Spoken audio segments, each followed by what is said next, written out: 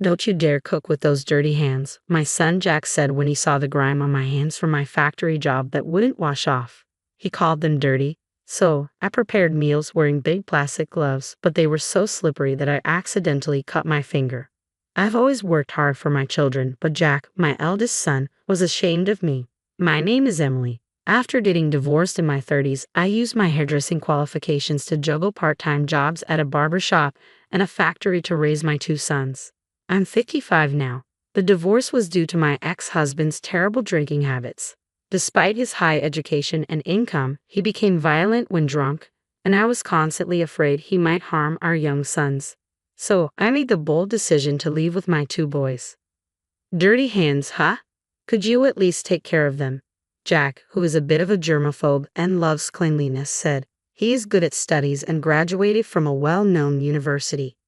"I wash them so much they get chapped, and I don't have time to take care of them," I replied. Jack glanced at me with contempt and left the room. "Mom works hard with her hands at the barber shop and the factory. You deal with machine oil," said my younger son Sam. Sam doesn't like studying but learned programming on his own.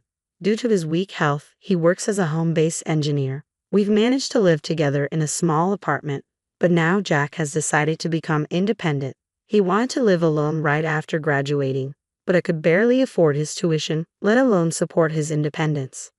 "Are you kidding me? Working from dawn till dusk, and this is all you've got? Are you secretly using the money you earn for yourself?" Jack often said harshly to me, wearing fraying sweatshirts, worn-out jeans, and sneakers with worn-out heels. Maybe we just didn't get along. My alcoholic ex-husband was fond of Jack when he wasn't drinking, so maybe Jack resented me for pulling them apart. I've worried a lot about whether not being able to be there for him during his sensitive years as a single parent and always working affected him. In the end, Jack commuted from home for a while after graduating. When he found out I had managed to save some money, he said, "Having parents who don't know how to make money efficiently is a struggle." He then quickly took the money I offered and left without even telling me where he was moving to.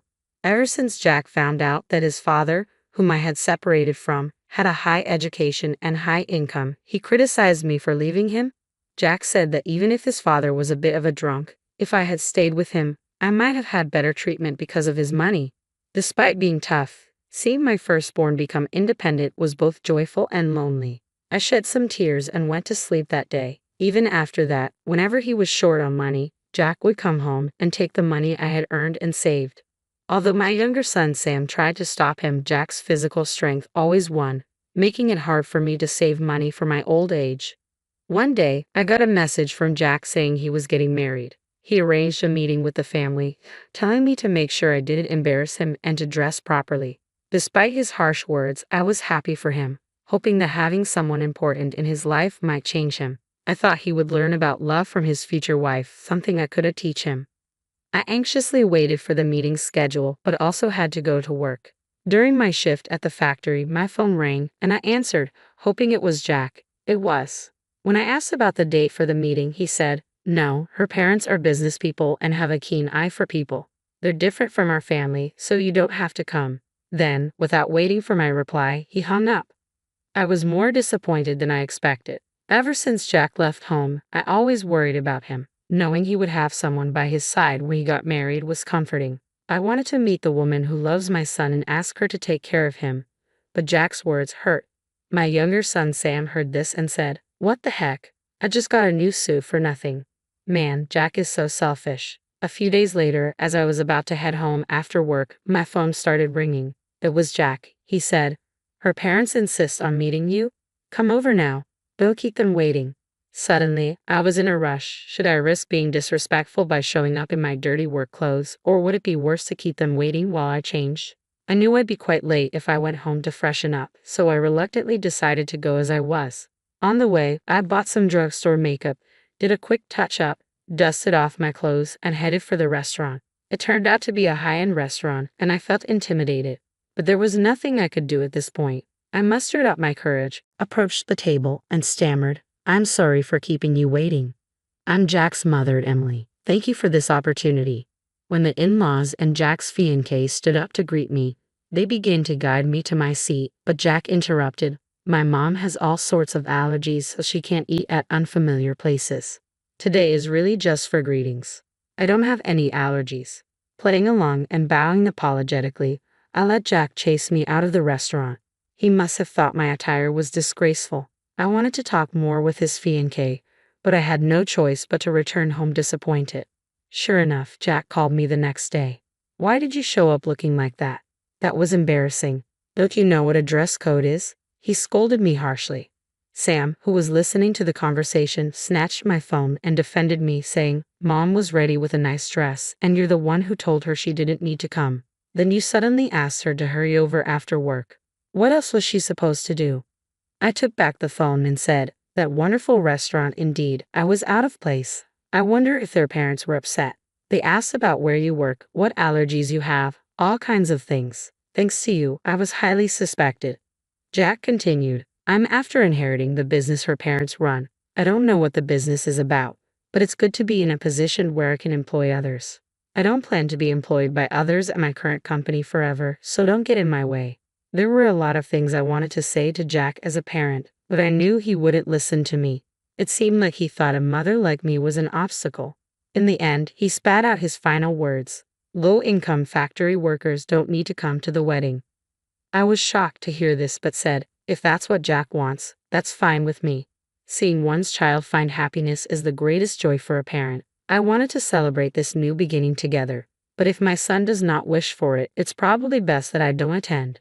When I ended the call with Jack, it felt like I was also severing the bond between parent and child, which was deeply saddening. I remembered the face of the young lady who would be his wife, to whom I could barely say a proper greeting.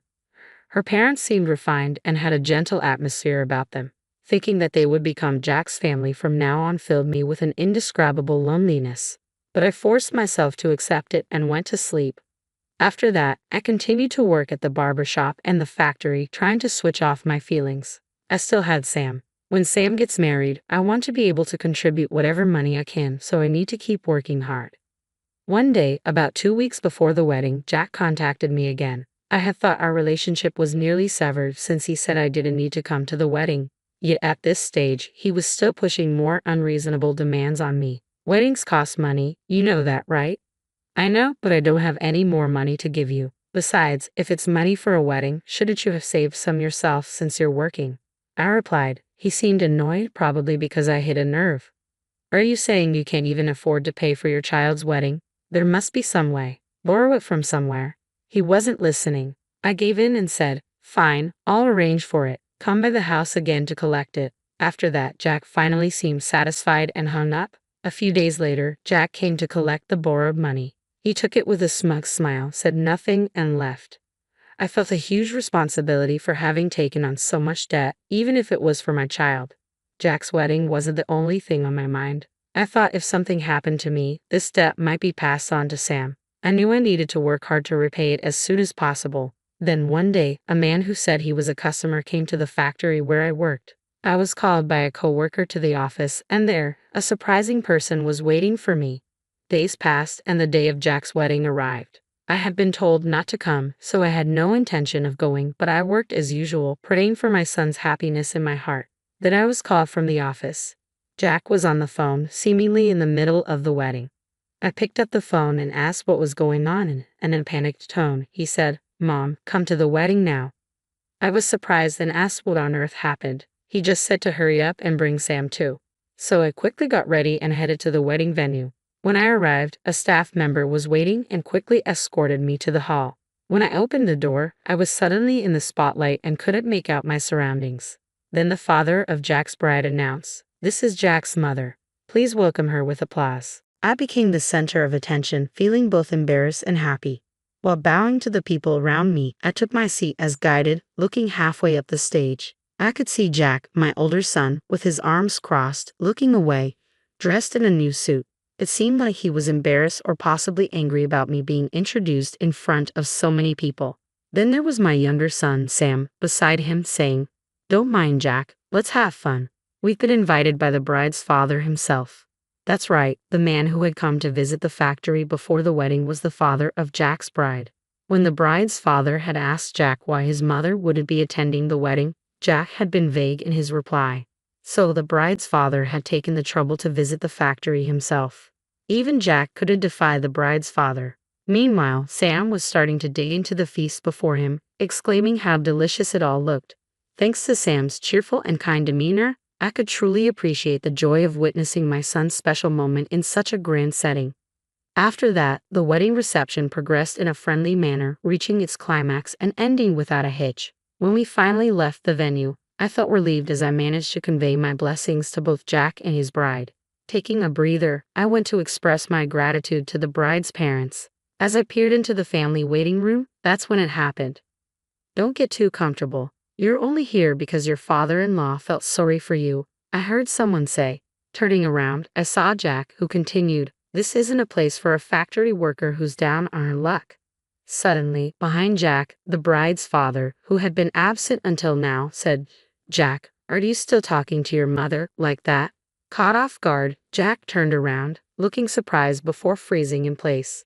"Do you understand how much financial hardship you cause your mother? It's not just tuition fees but moving costs when you left home, wedding expenses, and even the money you've taken from your mother to supplement your irresponsible lifestyle." The bride's father addressed Jack.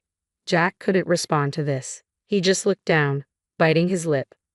Then Sam, who was beside me, chimed in, "You had Mom take out a payday loan for the wedding expenses, didn't you? $10 million wouldn't have been enough, right, Jack?"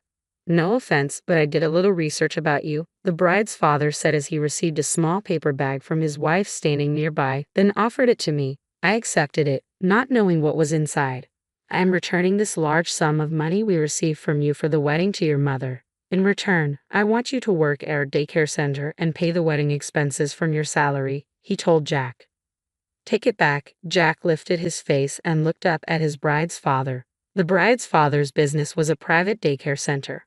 "But when you say work, I don't have any qualifications to be a childcare worker, and I've never worked with small children." "Do you mean helping with the business as a manager?" Jack asked, sounding uncertain. With a calm look on his face, the bride's father said, "A manager? Absolutely not. The people who entrust their children to us are hard-working mothers who do it for their families." With a stern look, he continued, "A guy like you, who doesn't understand the struggles of a mother and only causes trouble, couldn't possibly manage a daycare center. So first of all," the bride's father paused, and Jack stared at him with utmost concern.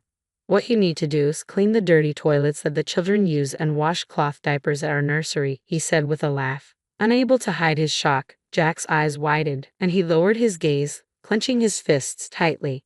Seeing Jack in such a state at first took me aback, but then a memory jogged in my mind. "Could your father be? Is he Mr. Helen?" I questioned, an unexpected realization dawning upon me. The bride's father clapped his hands together, saying, "My dear, you finally caught on." It dawned upon me that the bride's father was the very same daycare teacher who looked after my kids back when I had just separated from my ex-husband. I also recognized his wife, who had been a daycare teacher alongside him during those times. "My dear, you've had a tough time. Just remember, we're on your side now," she assured me, reaching out to take my hand in a comforting grasp. After a while, Jack quit his job. He and his wife moved to work at the daycare center run by his father-in-law. The bride's parents made a promise that until they repaid me every cent Jack had taken from me, they would deduct a set amount from Jack's monthly salary. Jack needed to earn his childcare certification and gain a wealth of experience while working.